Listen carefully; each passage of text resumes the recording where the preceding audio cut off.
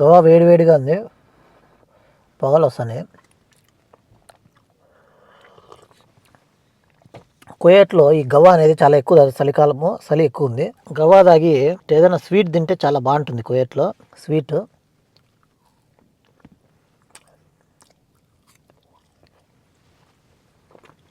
తింటే చాలా బాగుంటుంది అన్నమాట.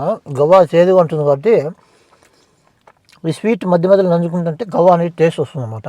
ఇదేం వ్లాగ్స్ ఛానల్ కాదు, కానీ మనది వ్లాగ్స్ ఛానల్ కూడా ఉంది, కింద డిస్క్రిప్షన్లో వేసాను. ఛానల్ పేరు వచ్చేసి లడ్డు నవాజ్ వ్లాగ్స్. ఖచ్చితంగా ఆ ఛానల్ కూడా సపోర్ట్ చేసుకొని ఛానల్లో వీడియోస్ కూడా లైక్ చేయండి, వీడియోస్ చూడండి. ఇప్పుడైతే మనము ఈ టాపిక్లోకి వెళ్ళినట్లయితే, హలో ఫ్రెండ్స్, కువైట్లో అయితే చాలామందిని అయితే అరెస్ట్ చేశారనమాట. అందులో ఒకరైతే మనం చూసినట్లయితే అక్రమ క్రిప్టో ఫార్మేషన్ అనమాట. క్రిప్టో ఫార్మేషన్ చేసినందుకు కువైటీ పౌరుని అయితే అరెస్ట్ చేసి 1000 దినార్లు జరిమానా అయితే విధించారనమాట. వివరాలకు వెళ్ళినట్లయితే క్రిప్టో కరెన్సీ మైనింగ్ కేసులపై ఒక మైలురాయి తీర్పులో కౌన్సిలర్ అల్ దువైహి ముబారక్ అల్ దువైహి అధ్యక్షతన క్రిమినల్ కోర్టు లైసెన్స్ లేని క్రిప్టో కరెన్సీ మైనింగ్ ప్రాజెక్టును నిర్వహించినందుకు ఇతనైతే అరెస్ట్ అయితే చేశారనమాట. అతని నివాసంలో ఈ విధంగా పౌరుడు అనేది ఇవన్నీ రెడీ చేసుకొని ఫార్మింగ్ అయితే చేస్తున్నారన్నమాట. అయితే క్రిప్టో కరెన్సీ మైనింగ్ ద్వారా కువైట్ జాతీయ ప్రయోజనాలను హాని కలిగించే కార్యక్రమాలు పాల్పడిన ఆరోపణల నుండి కోర్టు నిందితుడిని నిర్దోషిగా విడుదల చేసింది. ప్రతివాది చర్యలు జాతీయ ప్రయోజనాలు ఎటువంటి ముప్పు కలిగించవని కోర్టు తన వాదనలో ధృవీకరించింది.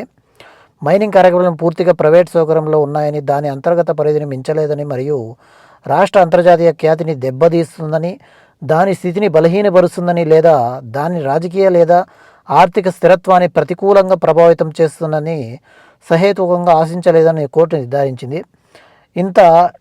ఇది మొత్తం సంస్కృతంలో ఉంది, దీంట్లో ఏం లేదు, సింపుల్గా చెప్తాను మ్యాటరు. కువైట్లో ఉంది క్రిప్టో కరెన్సీ అనేది లైసెన్స్ లేకుండా నడుపుతున్నట్లకు ఒక కువైటీ పౌరుని అయితే క్రిప్టో కరెన్సీ ఫార్మింగ్ అంటే ఒక ఇంట్లో అంతా అట్టపెట్టిలాగా అంతా మొత్తం అరలు వేసి మొత్తం అంతా క్రిప్టో కరెన్సీ చేస్తున్నాడు అనమాట.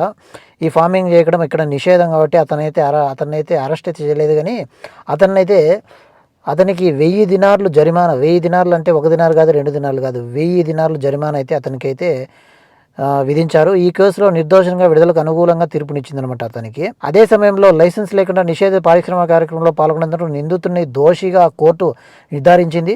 స్వాధీనం చేసుకున్న మైనింగ్ పరికరాలు 1964 నాటి చట్టం నెంబర్ 43 నెంబర్ మరియు నివాస ఇంధన వినియోగాన్ని ప్రయత్నించే ఆస్తి యొక్క విద్యుత్ వినియోగాన్ని గణనీయంగా పెంచాయని నిర్ధారించింది. అంటే దీనివల్ల కరెంటు ఖర్చు కూడా ఎక్కువ అవుతుందని కూడా దీన్ని నిర్ధారించింది. ఇందులో ఇతనైతే అరెస్ట్ అయితే కాలేదు, కానీ 1000 దినాలు జరిమానా అయితే ఇతనికి వేశారని ఇక్కడైతే మనకు సేఫ్టీగా అయితే తెలుస్తుందన్నమాట.